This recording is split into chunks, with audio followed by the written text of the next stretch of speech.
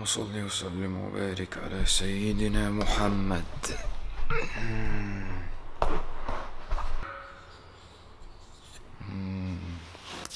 نايس. انا باين كويس كده. بسم الله. طيب النهارده Q&A. عايز ايه ده؟ السلام عليكم ورحمة الله وبركاته. صباح الفل يا جماعة. والله أنا مبسوط. فاضل 2 3 4 فاضل 3 أيام إن شاء الله على افتتاح استبرق بإذن الله، ودي حاجة بسطاني. وكل يوم في الغالب لحد الافتتاح المحل هعمل لكم counting down. So I love you so much. Good morning and have a nice day. Thanks a lot.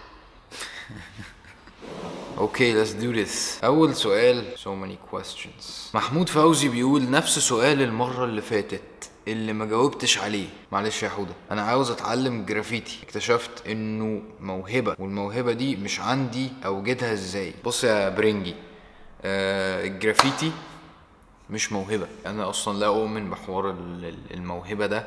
مش لا اؤمن بيه ان هو مش موجود، لا اؤمن ان هو بيعطلك او يخليك ما تعملش حاجة او يخلي حد احسن من حد. بالعكس، الموهبة دي في وقت ما ممكن تعطلك، ممكن تحسسك انك اصلا جامد ومش عارف ايه وبتاع ومش محتاج تعمل الحوارات دي وكده. بينما واحد تاني حاسس ان هو ما عندوش الموهبة زيك كده، فيروح باذل مجهود اكبر بكتير قوي من الشخص الموهوب فيحقق اكتر منه بكتير. السيد على فكرة ما كانش عنده الموهبه دي. ناس كتير جدا من الجرافيتي ارتستس اللي انا اعرفهم ما عندهمش موهبه، واصلا رسمهم وحش. فما تتحججش بحاجه زي دي. لو انت بتحب الموضوع ده اتعلمه عادي. كل حاجه ممكن تتعلمها في الدنيا، انا مقتنع بكده. اي حاجه ممكن تتعلمها الا يمكن ان صوتك يبقى حلو، ودي يعني في ناس بتقولي ان لا ينفع برضه. نيكست.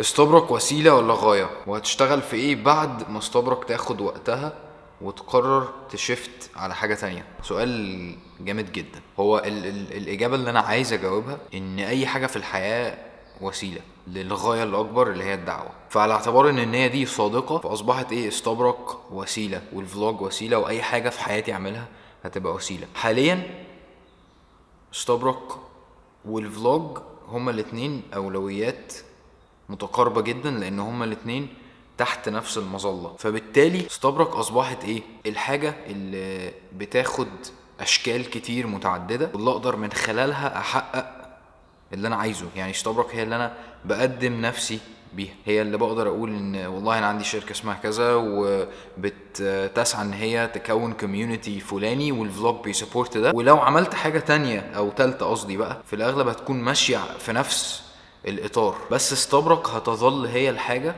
اللي بتقود كل المجهودات بتاعتي، لان هي اللي انا ايه، كل ما بتجيلي فكرة جديدة، كل ما بتتفتح فرصة جديدة بحاول ادخلها في استبرق. فغالبا استبرق ممكن ما تبقاش حاجة مرحلية، ممكن استبرق تبقى حاجة بتتطور زي البوكيمون كده مثلا. اوكي، كلية ما بحبهاش ومش طايقها وعندي باشن في حتة تانية خالص، وانا مكمل في الكلية علشان اهلي بس. خلاص مش قادر الصراحة برغم ان فاضل لي اخر سنة ونص. حلو قوي. طيب انا معرفش انت في كلية ايه، بس غالبا طالما انت بتتكلم بالحرقة دي فانت يمكن تكون في هندسة مثلا ولا حاجة. طالما فاضل لك سنة ونص كمل. انا كنت لسه بتكلم في الموضوع ده مع مراتي، في ان في ناس كتير قوي بتسألني الاسئلة دي بتاعت اسيب الكلية ولا لا، وان انا بخاف اقول لهم ايه يعني يسيبوها لان انا ما سبتهاش. فبالتالي بحاول انصح دايما ان الواحد ايه يصبر على كليته، بس كل واحد ليه نصيحة منفصلة. فلو انت فاضلك سنة ونص خلص. الموضوع مش مستاهل ان انت تضيع كل اللي انت عملته ده. خد الشهادة وبعد كده اعمل اللي انت عايزه. وعلى فكرة الكلية مفيدة، يعني ما هياش بس تضييع وقت وكلام من ده زي ما احنا بنقول. طيب لو انا فاضل لي 4 سنين في الكلية وانا عارف ان انا ما بحبهاش ومش هعمل بيها حاجة ومش هفلح فيها، وفي نفس الوقت شايف فرصة تانية، بشرط انك شايف فرصة تانية، حول من الكلية او سيبها لو انت شايف ان هو ده طريقك. كل ده مع الاستخارة، لان الاستخارة بتعمل ايه؟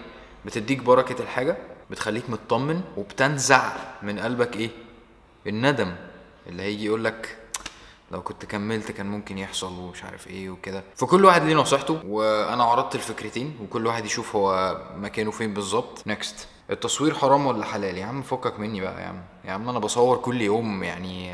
بتسألني انا ازاي اعرف انا عاوز ايه؟ طب لو كنت عارف انا عاوز بس اكتشفت انه مش هينفع وهيكون في حاجات حرام، وش لو في حاجات حرام يعني فاكس يعني. هو الحمد لله اصلا الواحد ماشي. السؤال ده مع سؤال تاني، لو بنت عايزه تسافر بره وعايزه تحقق احلامها بره بس هي معهاش محرم فهي مش هتعرف تسافر. اما كنت في الكليه لما كانوا بيدونا مشروع، كنت في عمارة اللي ما يعرفش، احسن حاجة كانت بتحصل لما كان بيديك قطعة ارض ليها شكل معين وفيها محددات معينة، بحيث ان المحددات دي تفرض عليك شكل معين، ديزاين معين، عشان انت ما تقعدش مثلا تاخد قطعة ارض مربعة ومفيش اي محددات خالص ويقول لك ايه ابني مدرسه، فانت تقعد بقى مسحول وقاعد بتالف قواعد وانت نفسك بتالف محددات عشان تقنع نفسك ان والله الباب هنا لان في مدخل مش عارف ايه وفي جبل هنا ومش عارف ايه. فاحسن حاجه ان انت ايه حياتك تبقى ماشي فيها ايه، فيها حاجات بتديك حريه وفي نفس الوقت في محددات بتسهل عليك انك تاخد القرار. فاذا انت دلوقتي بتقولي ان انا لقيت حاجه بس فيها حاجات حرام، طب خلاص ما دي حاجه جميله جدا، ده بيسهل عليك انك تاخدي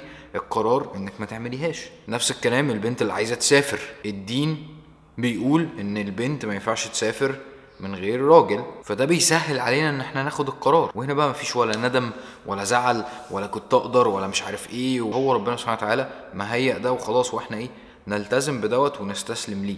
لازم يكون عندك نقطة الضعف بتاعت ان اول ما الدين يقول لا تستسلم لده خلاص، اللي هو انا ما بعرفش، يعني انا ما بعرفش حتى اقعد افكر في ايه بس انا مش مقتنع بس انا مش عارف ايه بس بتاع. هو خلاص طالما ربنا سبحانه وتعالى قايل ما ينفعش نسافر بنت لوحدها كده يبقى هو ليه حكمة في ده.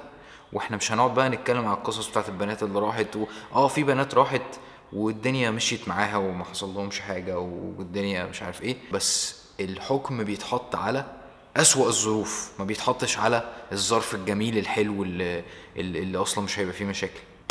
تمام. بسم الله. عمر بيقول ايه الحاجات اللي بتديك طاقة ايجابية؟ يعني ايه اللي بيشجعك ويحفزك كل ما تحس بخمول؟ الحاجة اللي بتديني طاقة ايجابية يا عمر الفيدباك بتاع الناس على الكونتنت اللي انا بعمله، وان انا اصلا اعمل حاجة انتج حاجة، او ان انا ابص على الحاجات اللي انا البسيطة اللي انا نجحت فيها قبل كده، ودي في حد ذاتها بتحسسني ان المجهود اللي بيتبذل بيجيب، فده بيخليني عايز او متعطش لنجاح جديد، اللي هو لو بذلت له مجهود هيجي تاني. فده في حد ذاته بيخليني يعني اتحمس وبيخلي عندي يعني سيلف موتيفيشن كده، اللي هو وكمان ذا جراند تور اللي هو توب جير الجديد يعني. ولما مانشستر بيكسب برضه بتبسط.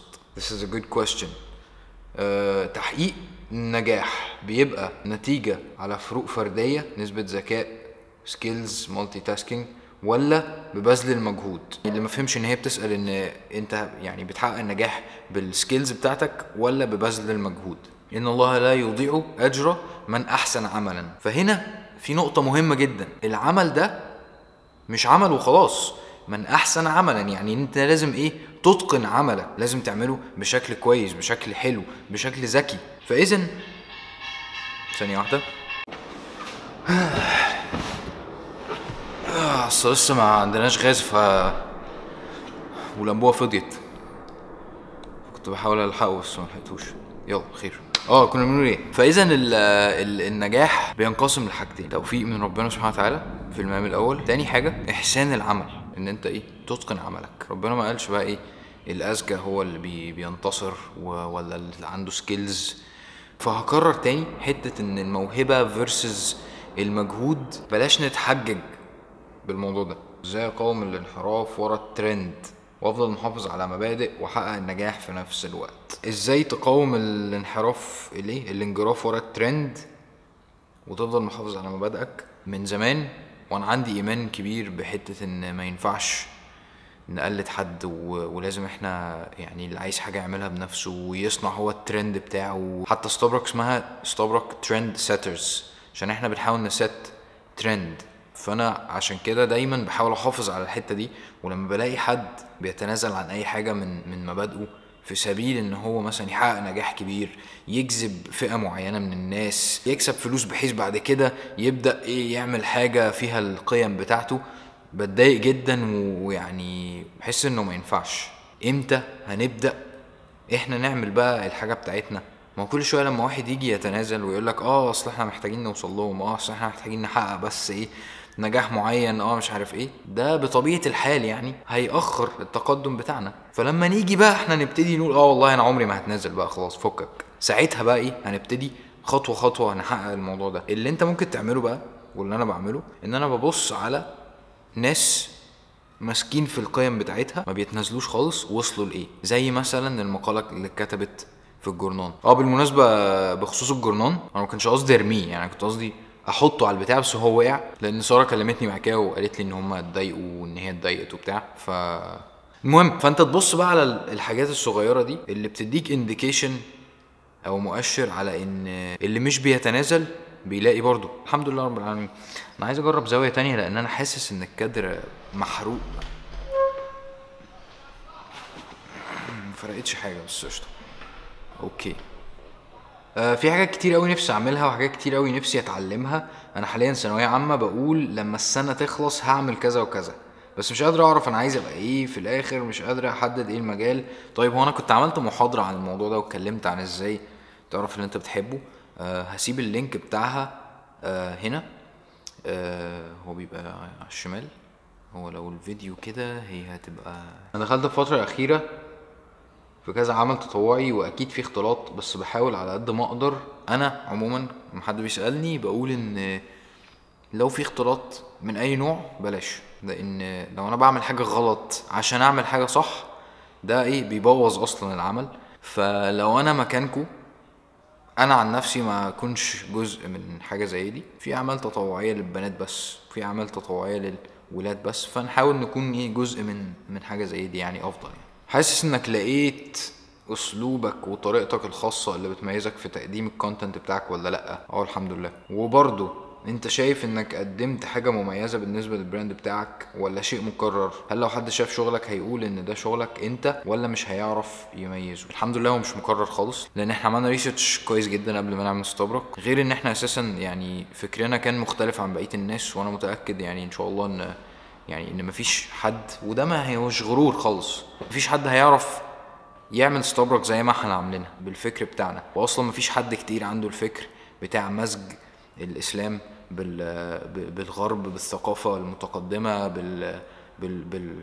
يعني بالاسلوب المعاصر، بالديزاين، بالبراندنج اللي احنا عاملينه بفضل الله. يعني المعادلة دي انا بعتقد ان مفيش حد في العالم، ممكن اقول في العالم كتير، عنده الموضوع ده بفضل الله. فانا عندي يعني اعتقاد كبير جدا ان احنا مميزين جدا جدا في الحته دي الحمد لله، والناس شايفه كده. وبعدين انا ما بحبش اقارن نفسي باللوكال براندز يعني، لان يعني انا حاسس ان احنا مش في المنافسه معاهم من ناحيه البراندنج. يعني ممكن نبقى بنتنافس معاهم في حته ان انت لو نازل هتشتري ده ولا ده، مع ان انا برضو شايف ان الشخص الاستبرق اصلا مش هيفكر يشتري من حد تاني الا لو ما لقاش عندنا، بس يعني هو ده السبب الوحيد. بس انا حاسس ان احنا في البراندنج بتاعنا يعني ايه البراندز التانية اللي عندها لوجو مثلا؟ مش حاسس ان البراندات التانية اللي هي في بالكو دلوقتي اللي انتوا بتقارنونا بيها عندهم لوجو. يعني لوجو ينفع يتحط كده زينا كده، يبقى ليه بصمة كده. يعني ده ابسط شيء، يعني ده ابسط شيء. وبفضل الله انا حاسس ان احنا عندنا ادج كبير جدا في الحتة دي يعني. اوكي خلصت ولا ايه؟ نبص بصة اخيرة كده. طيب اخر سؤال عشان ده سؤال مهم. انا كنت خلصت بس لقيت السؤال دوت. كل فترة كده لازم يحصل تجديد في طريقة الدعوة بحيث تناسب الزمن اللي بنعيشه. فترة دي الدعوة سواء في خطب الجمعة او الدروس محفوظة وبتتقال بغرض انها سيرة اكتر، مش عارف. حلو قوي. طيب يعني هو بيسأل ايه اساليب الدعوة او ايه اللي احنا ممكن نقدمه الايام دي من حيث الدعوة. انا شايف ان الميديا اهم حاجه دلوقتي، ان احنا نقدم مش ميديا بس وخلاص، ان احنا لازم نقدم ميديا نظيفه جدا جدا جدا. جو ان احنا نعمل فيديوهات بالموبايل شكلها وحش ومش عارف ايه، ده ما عادش هياكل في وجهه نظري.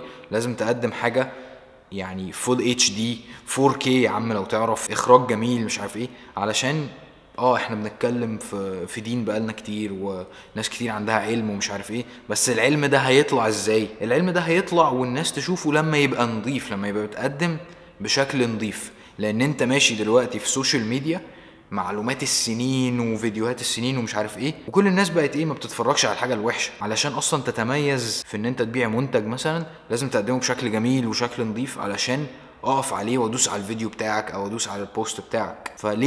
ليه بنقدم الدعوه بالشكل اللي شكله مش حلو، الباكج بتاعه مش حلو، البرزنتيشن بتاعه مش حلو؟ لازم تبذل فيه مجهود من ناحيه الكواليتي زي ما بتبذل مجهود في الكونتنت، والا ما حدش هيتفرج عليه. ما تتخيلش ان بمجرد انك قدمت دين فانت خلاص عملت اللي عليك. لا، فين الاتقان بقى؟ فين احسان العمل؟ ولا جت على دي؟ خلصت كده. اشوفكم ان شاء الله بعد شويه، اللي هو بكره، بس هو بعد شويه بالنسبه لي لان انا هقوم امنتج الفيديو ده، وبعد كده اكمل يومي. سلام. اشوفكم ان شاء الله في الافتتاح بتاع المحل يوم الخميس ان شاء الله. اللي ما يعرفش يعني، الشباب كلها هتبقى موجوده، وهنقضي يوم لذيذ ان شاء الله. وكل يوم في الغالب لحد الافتتاح المحل هعمل لكم كاونتنج داون. ابص ايدك، ما تصبحناش بصوتك كده كل يوم. ايه اكاونتنج داون دي؟ مش عايزين منك حاجه، احنا عارفين يا عم، مالكش انت دعوه يعني. وبلاش الفويس مسج بتاعتك بالله عليك. accounting down.